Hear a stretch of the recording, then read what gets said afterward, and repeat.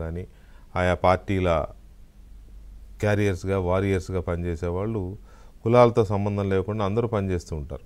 Party అంటే అభిమానం కావచ్చు, నాయకుడు అంటే అభిమానం కావచ్చు.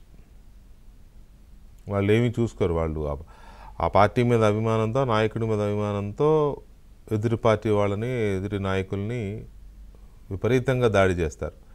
ఈ కొంతమంది అయితే అన్నీ మర్చిపోయి దాడి చేస్తారు.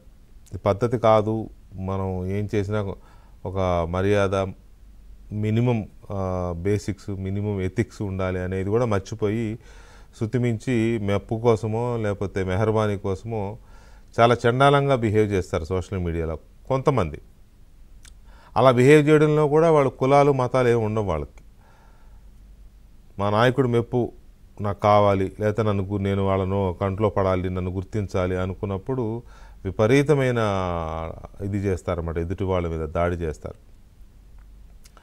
అలాంటి వాళ్ళలో వైఎస్ఆర్ కాంగ్రెస్ పార్టీకి చెందిన సోషల్ మీడియా కార్యకర్తలు కానీ నాయకులు కానీ పోటీ పడతారు ఒకళ్ళ మీద ఒకళ్ళు. ఎట్లాగైనా జగనన్న కంట్లో పడాలి, జగనన్న గుర్తింపు, పావకళ్ళలో ఆనందం డైలాగ్ చెప్పినట్టుగా ఎలాగైనా ఆయన దృష్టిలో పడాలనే దీంతో చెలరేగిపోతారు.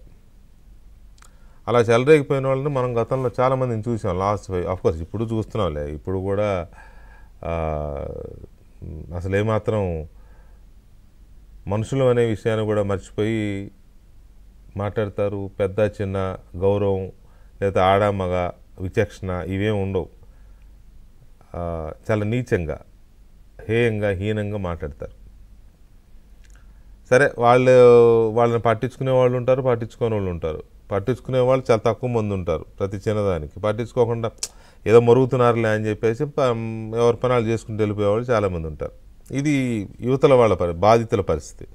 కానీ వాళ్ళు అంతగా అన్న మనల్ని గుర్తించాలి, అన్న దృష్టిలో మనం పడాలి అని కష్టపడే వాళ్ళని జగన్మోహన్ రెడ్డి ఎలా ట్రీట్ చేస్తున్నారు.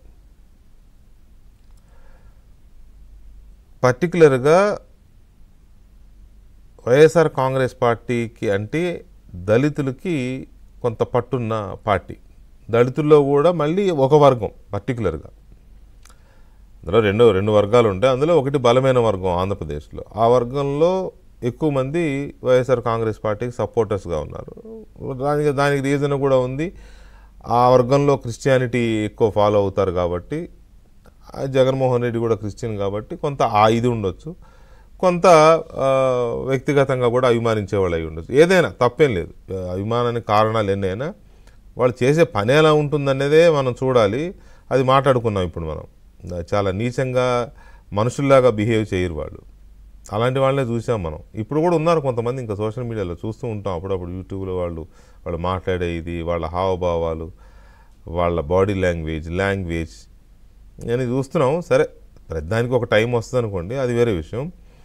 సో ఇప్పుడు ఇదంతా ఎందుకు చెప్పాల్సి వస్తుందంటే, జగన్మోహన్ రెడ్డి పార్టీలో ఆయన కోసము, ఆయన పార్టీ కోసము ఎదుటి పార్టీలపైన విరుచుకుపడిపోయి చేయరాని పనులన్నీ చేసి, అడ్డమైన పనులు చేసి ఇది చేసిన వాళ్ళు ఎక్కువ మంది దళితులు ఉన్నారు. వాళ్ళ మీద చాలా చోట్ల కేసులు బుక్ అయినాయి. ప్రభుత్వం మారిన తర్వాత జగన్మోహన్ రెడ్డి అధికారంలో ఉన్నప్పుడు వాళ్ళ మీద పోలీస్ స్టేషన్స్లో కంప్లైంట్లు కూడా తీసుకోలే. ఇస్తే ప్రభుత్వం మారిన తర్వాత ఆ కేసులన్నీ ఒక్కొక్కటిగా బయటకు వచ్చి కొంతమంది జైలుకి వెళ్ళారు. చూసాం మనం, జైలుకి వెళ్ళిన వాళ్ళని కూడా చూసాం కదా. వాళ్ళ విషయంలో జగన్మోహన్ రెడ్డి స్పందించిన తీరు ఎలా ఉంది? దళిత నాయకులు కానీ దళిత కార్యకర్తలు కానీ కేసులు ఎదుర్కొన్నప్పుడు, పోలీస్ స్టేషన్లో విచారణకి వెళ్ళినప్పుడు, లేదా కోర్టులు ఫేస్ చేసినప్పుడు, జైలుకి వెళ్ళినప్పుడు జగన్మోహన్ రెడ్డి రియాక్షన్ ఎలా ఉంది అనేది ఒక పాయింట్. రెండవ పాయింట్, ఇతర సామాజిక వర్గాలకు సంబంధించి పర్టికులర్గా ఆయన సామాజిక వర్గంలో కొంతమంది నాయకులు కేసులు ఎదుర్కొన్నప్పుడు, లేకపోతే కోర్టులో విచారణకి హాజరైనప్పుడు కానీ, జైళ్ళకు వెళ్ళినప్పుడు కానీ జగన్మోహన్ రెడ్డి ఎలా బిహేవ్ చేశాడు. పార్టీ పరంగా కానీ వ్యక్తిగతంగా ఆయన వాళ్ళ విషయంలో రియాక్ట్ అయిన తీరు, వాళ్ళ కోసం ఆ లీగల్ ఎయిడ్ని, లీగల్ హెల్ప్ని అందించడం కానీ ఇటువంటివి చేసిన తీరు. ఈ దళిత కార్యకర్తలు, ఈ దళిత నాయకులు ఎన్నాళ్ళు జైళ్లలో ఉన్నారు? ఈ మిగతా వాళ్ళు ఎన్నాళ్ళు జైల్లో ఉన్నారు? వాళ్ళ విషయంలో ఎందుకు జగన్మోహన్ రెడ్డి అంత సీరియస్గా రియాక్ట్ అవ్వలేదు? దళిత నాయకులు, దళిత కార్యకర్త సానుభూతి పరుల విషయంలో జగన్మోహన్ రెడ్డి ఎలా ఉన్నాడు?